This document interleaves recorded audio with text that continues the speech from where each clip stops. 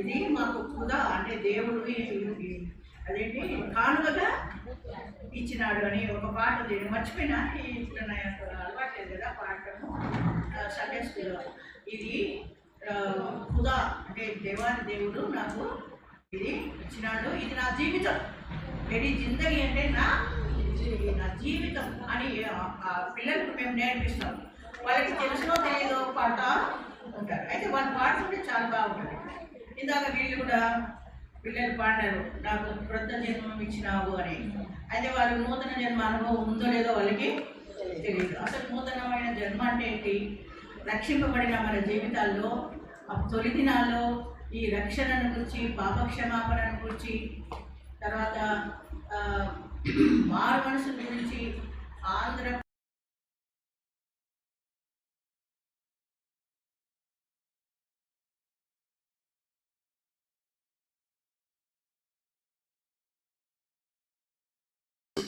ఏంటంటే దేవుడు పరిశుద్ధుడు. అందుకే వాళ్ళు సైన్యములకు అధిపతి యెహోవా యెహోవా పరిశుద్ధుడు పరిశుద్ధుడు పరిశుద్ధుడు అని వాళ్ళు గాన ప్రతిగానాలు చేసేవారట.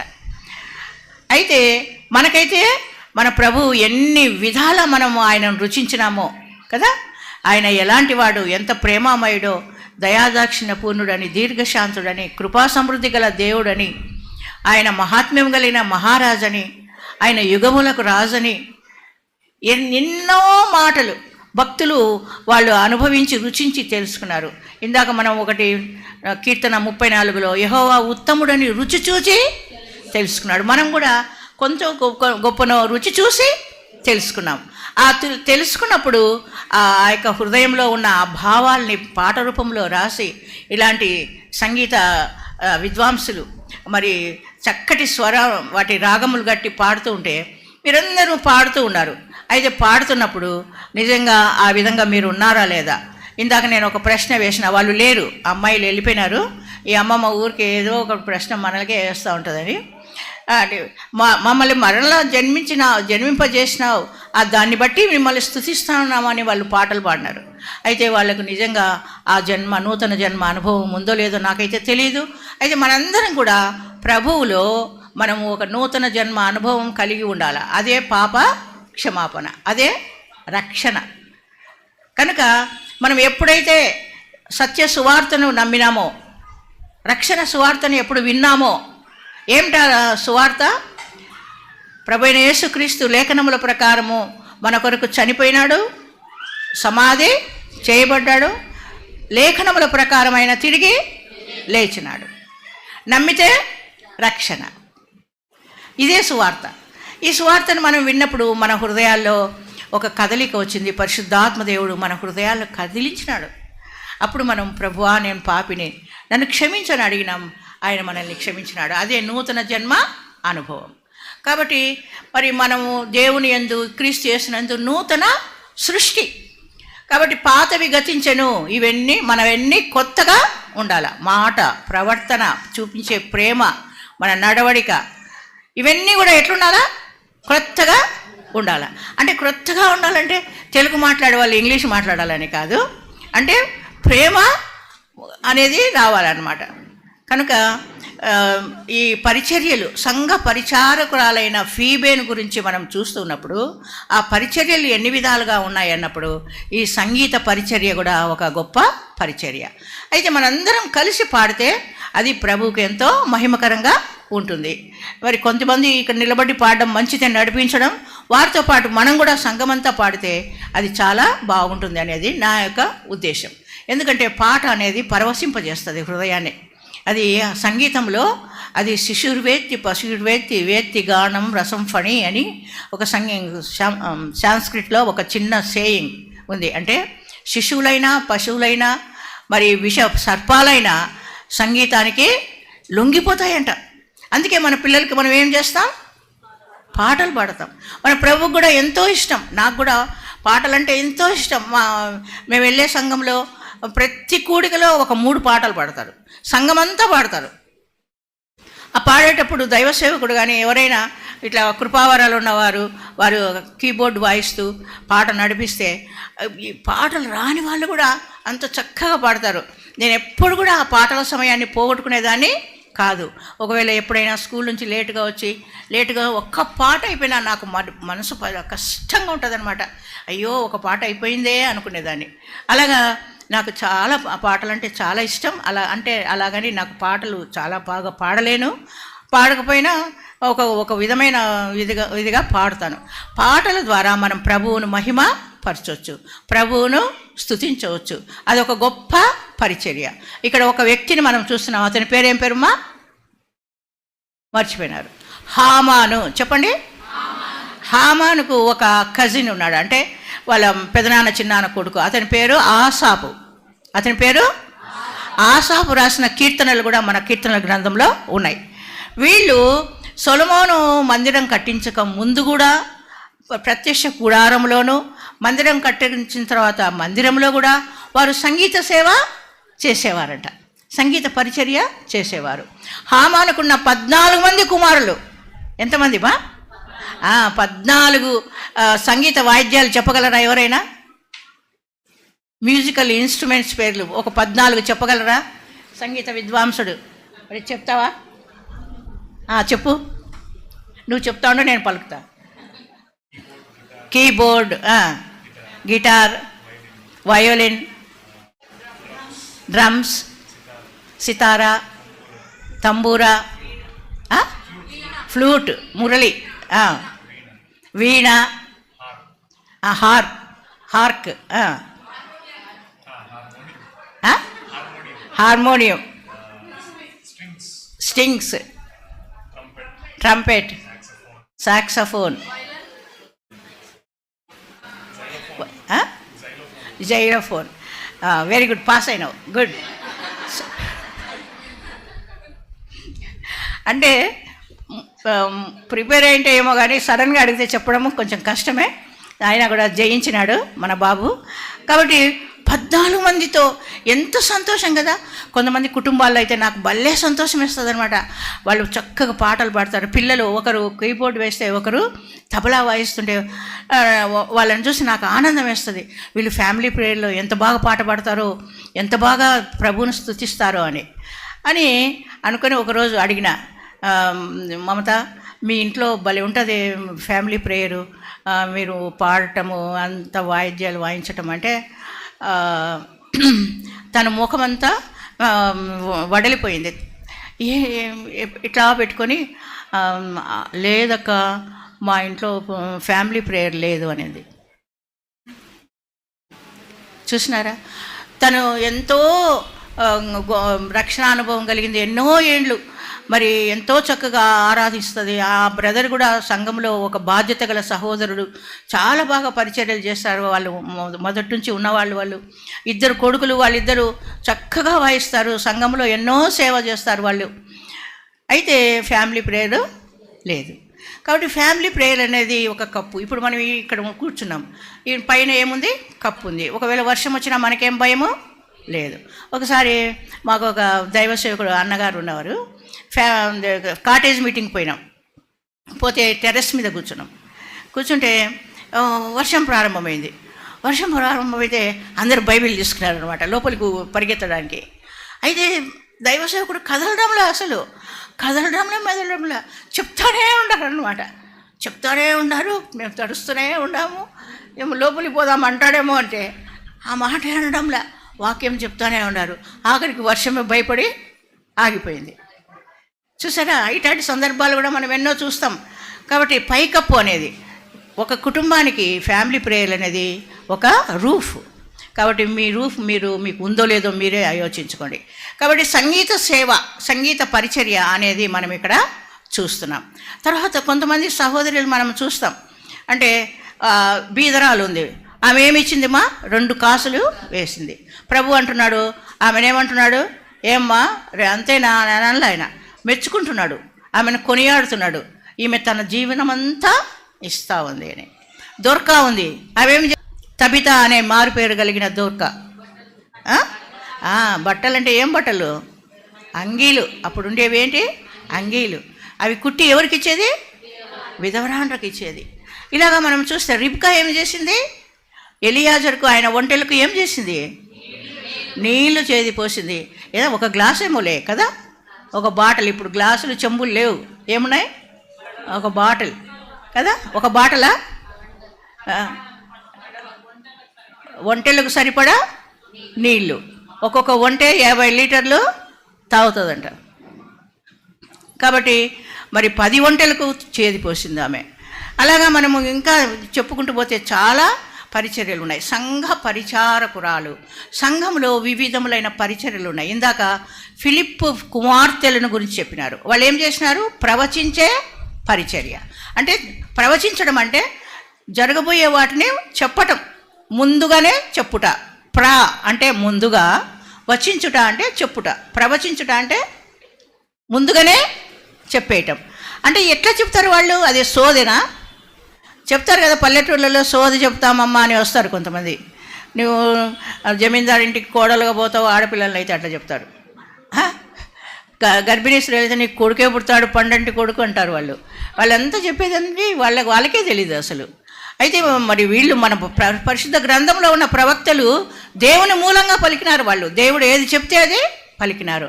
ఇక్కడ ఫిలిప్పు కుమార్తెలు 4 ఉన్నారు. వాళ్ళు ఏం చేసేవాళ్ళు? ప్రవచించేవారు. అంటే జరగబోయే సంగతులు చెప్పేవారు. ఎవరి మూలంగా? దేవుని ఆత్మ మూలంగా. కాబట్టి ప్రవచన పరిచర్య ఏంటి? ప్రవచన పరిచర్య, ఆదరించే పరిచర్య. ఆదరించే పరిచర్య. ఎవరికైనా బాగలేదు సంఘంలో, ఎవరైనా బాధలో ఉన్నారు, దుఃఖంలో ఉన్నారు, వేదనలో ఉన్నారు, పోగొట్టుకున్నారు, అలాంటప్పుడు మనం ఏం చేయాలి? వాళ్ళని ఆదరించాలి. కొంతమంది ఎంత బాగా ఆదరిస్తారు. మా దైవ సేవకుడు చెప్పేవారు, మీరు ఏమి చేయొద్దు, మీరు కనీసం ఏ మాటలు చెప్పకపోయినా పర్వాలే, పోయి పక్కన కూర్చోండి, చేయి పట్టుకోండి చాలు.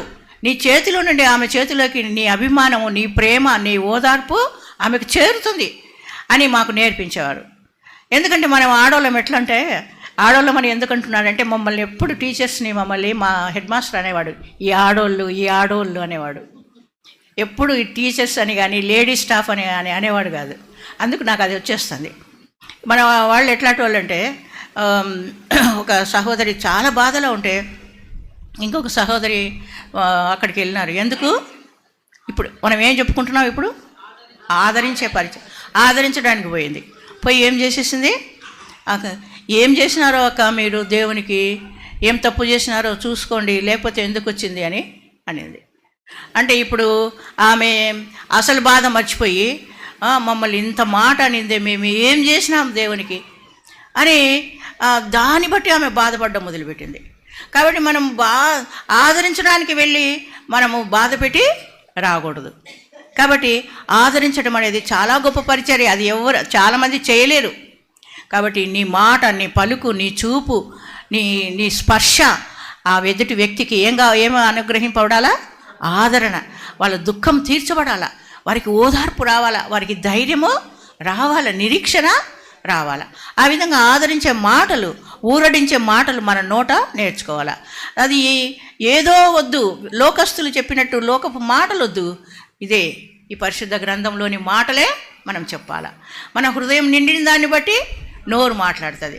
కాబట్టి ఈ పరిశుద్ధ గ్రంథంలో మాటలు మనం నేర్చుకొని మన హృదయంలో ఉంటే సమయోచితంగా మనం వాటిని పలుకుతాం. సమయోచితంగా పలికే మాట చిత్రమైన వెండి పళ్ళెంలో పెట్టిన బంగారు పండ్ల వంటిదని సామెతల గ్రంథంలో వ్రాయబడింది. బంగారు పండ్లంట. ఏంటివా? బంగారు పండ్లు. అంత బంగారు దొరికితే కళ్ళు మెరిసిపోతాయి కదా, బంగారు అంటాం. స్త్రీలకు విలువైంది ఏంటి ప్రపంచంలో? బంగారు. కొంచెమన్నా బంగారు లేదంటారు. భర్త దగ్గర పోయి ఒక్క తులం బంగారం లేదు నాకు అని ఏడ్చే వాళ్ళు ఉంటారు కదా. కాబట్టి బంగారు పండ్లు అంటే బంగారు, ఒక పండు చేయాలంటే బంగారు ఎంత కావాలా? కాబట్టి నువ్వు సమయోచితమైన మాటలతో ఆదరించే పరిచర్య నువ్వు చేయాల. ఇంకా మరి ప్రవచించే పరిచర్య, మరి తండ్రి తన వారిని కాపాడుకునే పరిచర్య. నీ వారిని, నీ ఇరుగు పొరుగు వారిని, నీ బంధువులను, నీ రక్త సంబంధికులను, నీ భర్తను, నీ భార్యను, నీ పిల్లల్ని, మీ అత్తమామల్ని, మీ తల్లిదండ్రులను, విగ్రహారాధికులైన వారిని, నీ వారిని నువ్వు రక్షించుకునే దానికి నువ్వు రక్షణ సువార్తను వారికి చెప్తున్నావా? నీ ప్రేమ ద్వారా వారిని దర్శిస్తున్నావా? రాహాబు ఏం చేసింది? తన వారిని రక్షించుకునింది. ఆ కథ అంతా మీకు తెలుసు కదా. ఎవరు ఆమె? రాహాబు అంటారా? సరే, మీరు బైబిల్ చదువుకుంటారు కదా. ఈ రాబోయే రోజుల్లో మేము మారిపోతామన్నారు కదా అని ఉషా సిస్టర్ చెప్పినారు. మీలో ఏం రావాలా? కాబట్టి వస్తుంది. మీరు బాగా బైబిల్ చదువుతారు. రాహాబుని గురించి మీరు చదవండి, యెహోషువ గ్రంథంలో ఉంది. ఆమె తన వారిని రక్షించుకున్నది. మరి ఒక స్త్రీ ఉంది, సామాన్య స్త్రీ, తేబేసు పట్టణంలో.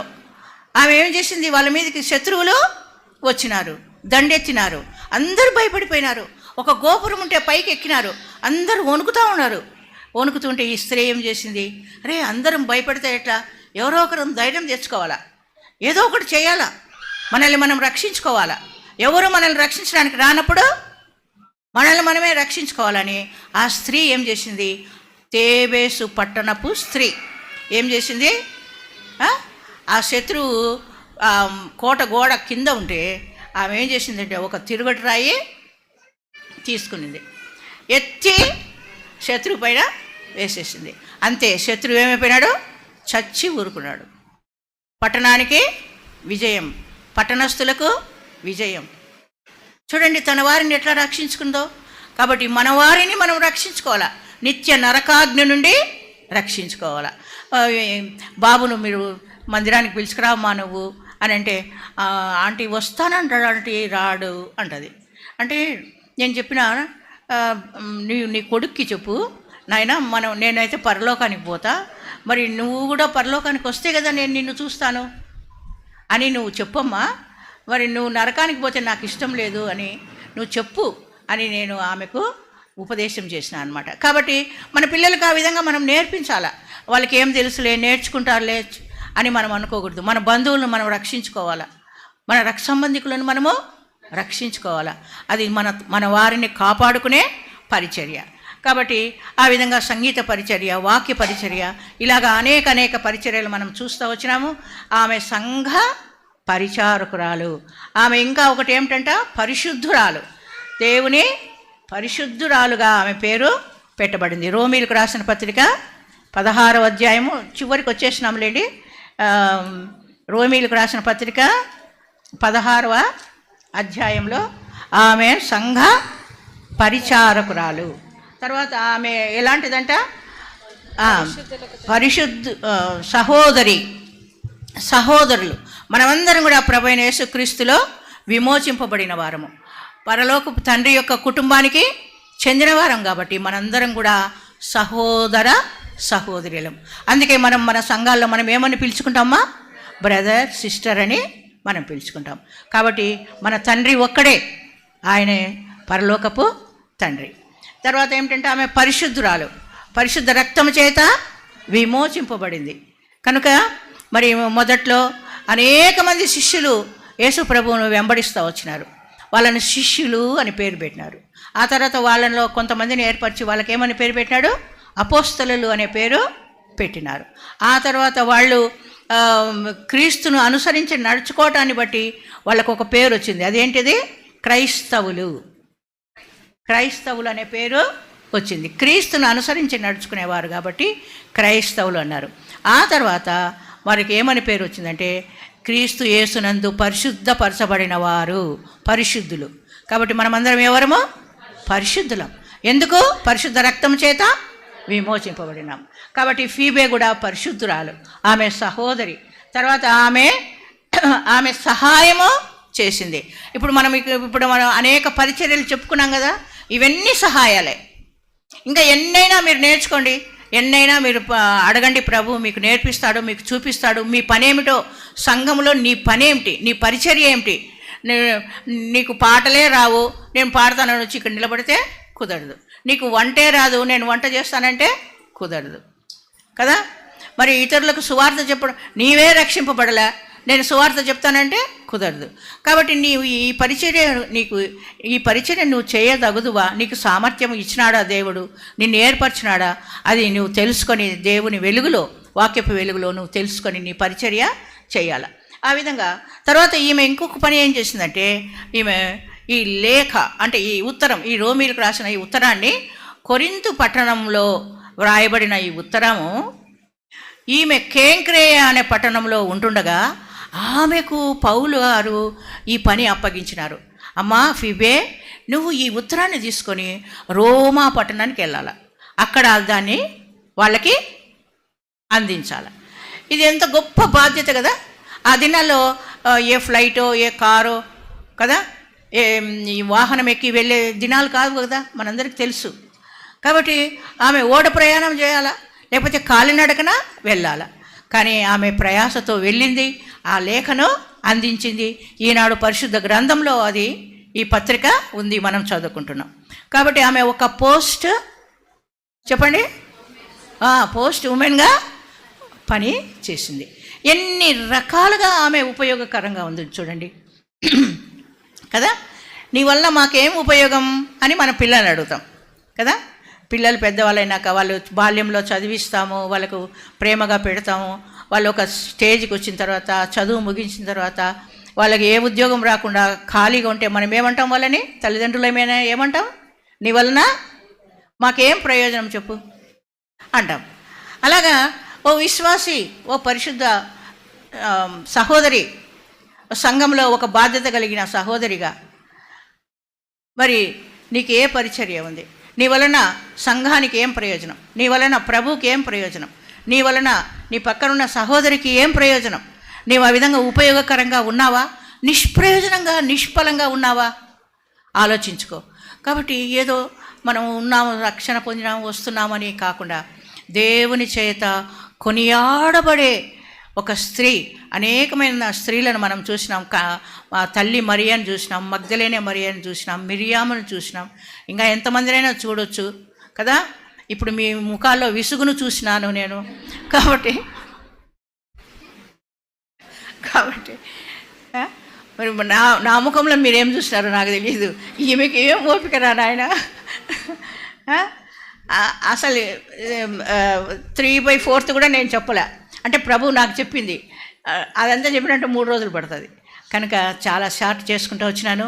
మీ అందరికీ కూడా ప్రభునామం బట్టి నా కృతజ్ఞతలు. ఇది మీకు మేము మేలు, సంఘానికి మీరు మేలుగా ఉండాలా, మీకు సంఘము మేలుగా ఉండాలా, మీకు అందరికీ దైవ సేవకుని కుటుంబం మేలుగా ఉండాలా, దైవ సేవకుని కుటుంబానికి మీరు ఆసరగా ఉండాలా. కలిసి అదంతా దైవ సేవకుడు, ఆయన సేవకుడు కదా, ఆయనే చేసుకుంటాడని కాదు, మనందరం కూడా సేవకులమే. ప్రభు కూడా ఏమన్నాడు? నేను పరిచారము చేయటానికి వచ్చిన, సేవ చేయడానికి వచ్చిన. నేను కాలు మీద కాలేసుకుని కూర్చొని, కొంతమంది ఉంటారు అట్లా, వాళ్ళు కాలు మీద కాలేసుకుంటారు, వాళ్ళు ఏ పని చెయ్యరు. భోజనం అయితే బాగా, అంటే మిమ్మల్ని ఎవరు, నాకు మీరు ఎవరు తెలియదు, కొద్దిమంది తెలుసు. ఒకవేళ సంవత్సరం అంతా మీతో ఉంటే ఏమన్నా అన్ని గురించి చెప్తుంది అనుకోవచ్చు. నేను ఏ సంఘంలో చాలా సంవత్సరాల సహవాసం కలిగి ఉన్నాను, అవి చూసినట్టే నేను చెప్తున్నాను. మీరు అలా ఉండకూడదు. ప్రభువుకు ఇంపైన పాత్రగా, ప్రభువును సంతోషపెట్టే ప్రియ బిడ్డగా నీ పరిచర్య ఏంటో నువ్వు తెలుసుకో. ఇచ్చువారుగా ఉండండి, ఈయుడి మీకు ఇయ్యబడును. చెప్పండి. కాబట్టి మన సమయం ఇప్పుడు ఉదాహరణకి చూడండి, ఒక చిన్న సంఘటన. నిన్న సండే కాకుండా అంతకుముందు సండే నా పక్కనే ఒక సహోదరి కూర్చుంది. మరి బల్ల అందించేటప్పుడు మాకు చిన్న చిన్న కప్స్లో ఇస్తారు ఇప్పుడు ప్రభు రక్తం. అది నా చేతికి తనే ఆంటీ తీసుకోండి అని. అది సండే జరిగింది. ట్యూస్డే ఆమె ప్రభు దగ్గరికి వెళ్ళిపోయింది. చిన్న వయసు, 40 కూడా ఉండవంట. కాబట్టి మన జీవిత దినాలు మనకు తెలియదు. కాబట్టి మరి మనం ఈ భూమి మీద ఉండగానే, ఎందుకంటే మన వెంబడి వచ్చేటేంటివి చెప్పండి? మన వెంబడి వచ్చేటివి మన క్రియలు. ఎవ్వరు రారు మన వెంబడి. ఇప్పుడు నేను ప్రభు దగ్గరికి వెళ్ళిపోయినాను అనుకోండి, నా వెంబడి ఎవరు వస్తారు? మా పాప వస్తుందా? నా మనమరాలు వస్తుందా? ఒకసారి మా మనమరాలు ఏం చేసిందంటే, ఒక బుక్ ఉంది, అదేంటంటే అది ఏంటి అంటే సంగతులు తెలుసుకునేది. అది దాని హెడ్డింగ్ మర్చిపోయినా నేను, కొన్ని అట్లా త్వరగా గుర్తుడం. దాంట్లో చదువుతూ దాంట్లో వాళ్ళంతా ముసలోళ్ళు అనమాట, ఎవరెవరు చనిపోయింది అట్లా చూస్తూ 60-65 అట్లా ఉన్నారనమాట. అని ఉంటే నా అమ్మమ్మ నీ వయసు ఎంత అనింది. అంటే చెప్తే ఇంకా ఏడుస్తుంది అనమాట. ఏడుస్తుంటే ఎందుకు ఏడుస్తున్నావు అంటే వాళ్ళందరూ చనిపోయినారు కదా అని అంటే నాకైతే బాధ వేసింది. నేను ఈ సంగతి చెప్తా ఉంటే ముంబైలో అందరూ ఏడుస్తున్నారు అనమాట. కళ్ళల్లో నీళ్ళు వచ్చేస్తున్నాయి వాళ్ళందరికీ. ఆ ట్రాన్స్లేషన్ చేయడానికి పక్కన నిలబడింది కదా ఒక సిస్టరు. నేను తెలుగులో చెప్తే హిందీలో చెప్తాను. ఆ అమ్మాయి అయితే ఇంకా నోట్లో మాట రాలే, ఏడ్చుకుంటూ పోయి కూర్చునింది అనమాట బెంచ్లో. అప్పుడు నేనేం చెప్పినానంటే పక్కన ఇంకా కొంతమంది జీవితాలు ఉన్నాయి, వాళ్ళు 90-95 అట్లా ఉన్నారనమాట. వాళ్ళని చూపించిన, చూడు వీళ్ళు ఎంత వయసు అంటే చెప్పింది. మరి నేను అట్లా ఉండొచ్చు, నువ్వు ఎందుకు బాధపడుతున్నావు అంటే అప్పుడు ఆమెకు ధైర్యం వచ్చిందనమాట. కాబట్టి ఎప్పుడు మన ఆయుష్కాలము, మన దినముల ప్రమాణం ఎంతో మనకు తెలియదు. అయితే దేవుడు పిలిచేటప్పటికి నేను ఎప్పుడు కూడా నా వెంబడి ఏం తీసుకుపోతానంటే నా క్రియలు, నేను చేసిన సత్క్రియలే నా వెంబడి వస్తాయి. దాన్ని బట్టే నాకు ప్రతిఫలం పరలోకంలో ఉంటుంది. కాబట్టి మనం ప్రేమించే ఎవరు కూడా మనతో రారు. కాబట్టి మనము మన దేవుడు. ఆఖరికి మిగిలేది ఎవరు? నేను నా ప్రభువు. చెప్పండి, నేను నా ప్రభువు. అంతే. ఆయనే శాశ్వతమైన ప్రేమతో మనల్ని ప్రేమించేవాడు. కాబట్టి ఒకనాడు ఆయనను మనం చూడబోతున్నాం. ఆయన ఉన్నట్టుగానే ఆయనను మనము చూస్తాం. కాబట్టి ఆ గొప్ప ధన్యకరమైన ఆ జీవితం కొరకు కనిపెడుతూ నిరీక్షణ గలవారమై దేవుని మందిరంలో అంటుకట్టబడి దైవ సేవకుల యొక్క పర్యవేక్షణలో, వారి ఉపదేశంలో, ఆయన దేవుని వాక్యం వింటూ మరి దేవుని సన్నిధిలో మనం నడుచుకోవటానికి ప్రభు మనకు సహాయము చేయునుగాక. ఆ విధంగా మీరు భయభక్తులు కలిగి జీవిస్తే మనం కూడా ఏమైపోతాం? లాస్ట్ మాట చెప్పండి. మన వాక్యంలో కొనియాడబడతాం. కాబట్టి ఆ కొనియాడబడే ఆ ధన్యకరమైన స్త్రీల జీవితాల్లాగా మన జీవితాలు ఉండునుగాక. ఆమేన్. నేను ప్రార్థన చేస్తాను, మళ్ళీ సహోదరి చేస్తారు. దయామయుడ, ప్రేమగల పరలోకపు తండ్రి, నిత్య సత్యదేవ, నీతి స్వరూపుడవగు తండ్రి, నీకు స్తోత్రాలు చెల్లిస్తున్నాను. మాట్లాడే దేవుడవు నాయన, నీ పరిశుద్ధ గ్రంథము మా భాషలో మాకు ఇచ్చినావు. నీకు వందనాలు. నీ వాక్యాన్ని గణపరచడానికి మాకు నేర్పించండి. ఈ 2 దినాల్లో నాయన మమ్మల్ని అనేకులను నిలబెట్టి ఆయా సంగతులు మాట్లాడుతూ వచ్చినారు. విన్న వాక్యము నిష్ఫలమైపోకుండా మా హృదయాల్లో నిలిచి ఉండగలగటానికి సహాయం చేయమని ఇచ్చిన ఈ శ్రేష్టమైన తరుణాన్ని బట్టి మీకు వందనాలు చెల్లిస్తూ యేసు ప్రభు నామములో స్తుతించి ప్రార్థించి వినయంతో వేడుకుంటున్నాను తండ్రి. ఆమేన్. Okay, thank you.